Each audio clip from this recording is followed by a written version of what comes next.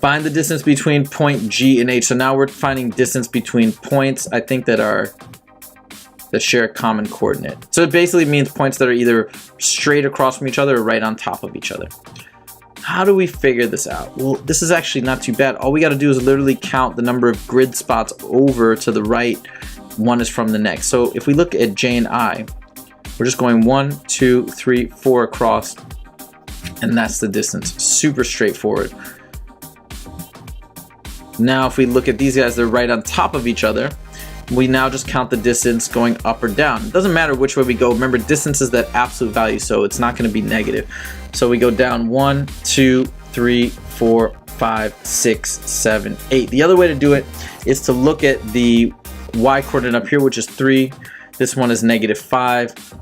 And it's just the difference of 3 minus -5. Remember, minus and negative becomes a positive. 3 plus 5 is 8. So that's the other way to knock this out. All right, and then last but not least, C and D we can count as 1, 2, 3, 4. You could also do 2 minus -2, which is also 4.